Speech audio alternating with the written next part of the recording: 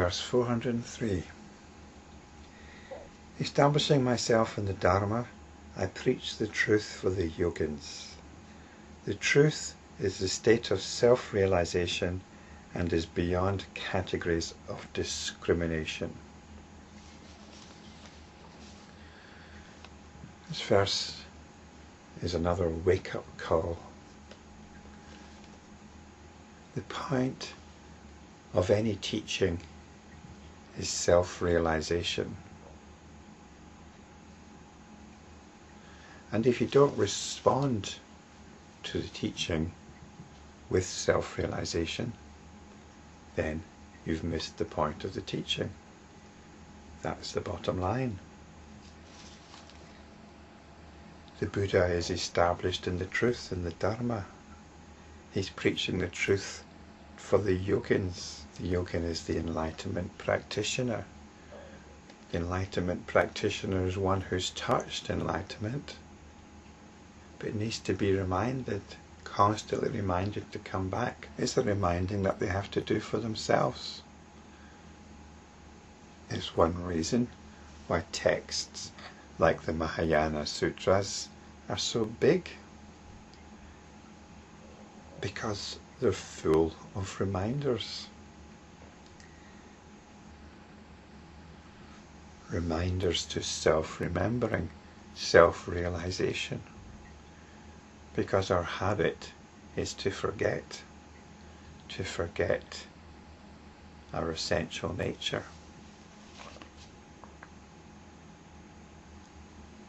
So the truth is the state of self-realization and is beyond categories of discrimination. And this means beyond any conceptual understanding. This is what the previous few verses have been about. You can get an intellectual handle on the truth, and that can be quite satisfying, but it's basically what was called in the previous verse a transgression. A transgression. So in the next verse, verse 404, the Buddha says, I teach it to the children of the victorious. The teaching is not meant for the ignorant.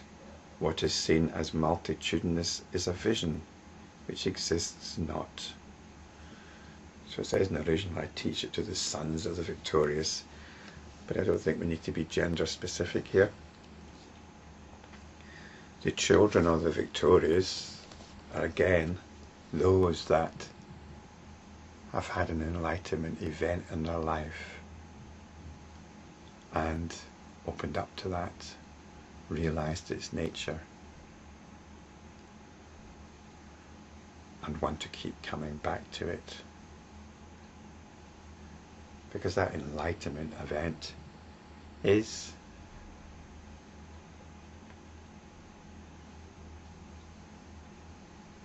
seeing things as they really are, seeing into the true nature of things.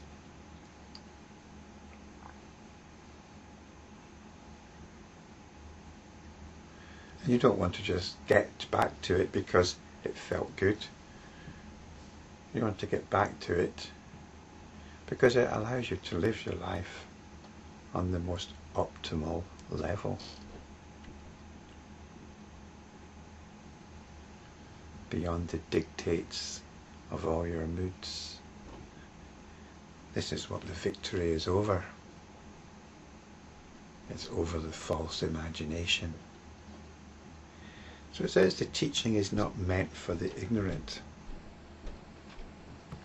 And again, we're not going to get elitist here, because the enlightenment practitioner, the children of the victorious, the children of the Buddha,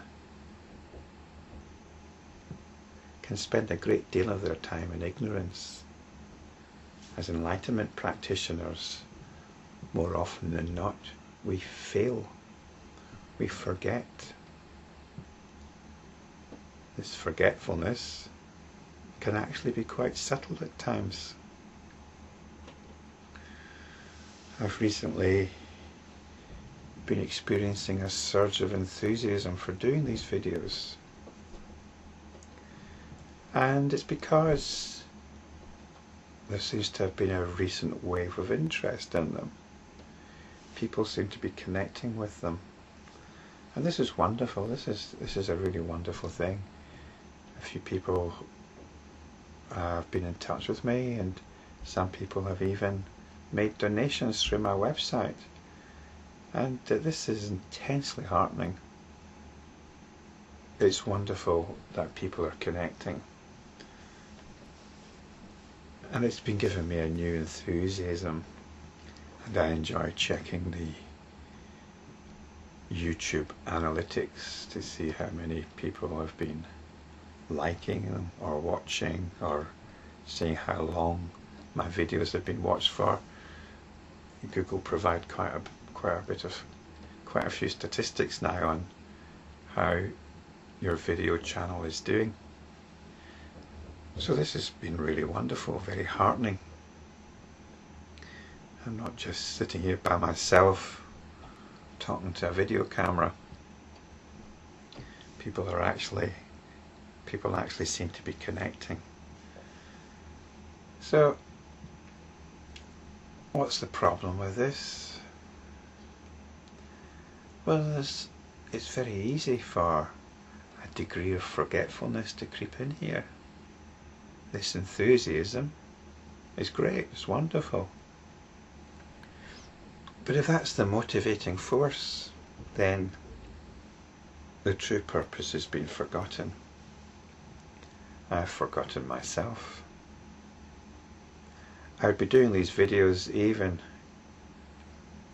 if they were gathering dust in some corner of YouTube cyberspace, because these videos are my own way of self-remembering. I need to come back to the truth, come back to the Dharma, come back to realization of the nature of my own awareness before I can enter into the spirit of these verses. So this is what they're about. Not about racking up hits or generating interest. As I said, it's truly wonderful that other people are connecting with them. But from my point of view, I need to get on with the original intention, which is self-remembering. Otherwise I'm getting caught up in what's described here as the vision of multitudinousness. The vision of multitudinousness, which is the vision of an external world. And getting caught up in a belief in its reality. That's contrary to the spirit of the teaching. So, the main point then is that the point of these teachings is self-realization, self-remembering. And if you feel that you have not had this initial enlightenment event in your life, then you're at a disadvantage.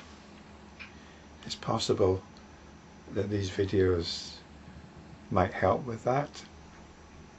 In my own case, it was a little book by Douglas Harding called On Having No Head. I read the first couple of pages of the introduction and everything shifted.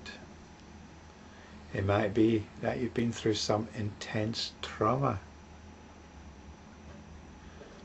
and at some point during the course of that trauma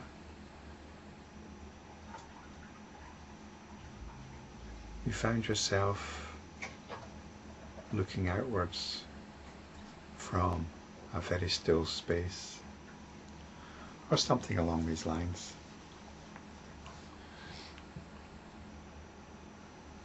It may be you've had an enlightenment event and not appreciated it for what it was. This is what happened to the Buddha. When he was sitting under the Bodhi tree, he remembered an enlightenment event in his life. When he was a teenager, sitting under another tree. And I think the very fact that you're listening to these or somehow found these videos means that there's a good chance that there's been something similar in your own life. This is what we come back to and build on. But it's quite possible there's not been an enlightenment event in your life, in which case you must continue looking. And then we know we are fully appreciating these teachings whenever we read one of these verses, we come back to self-realization.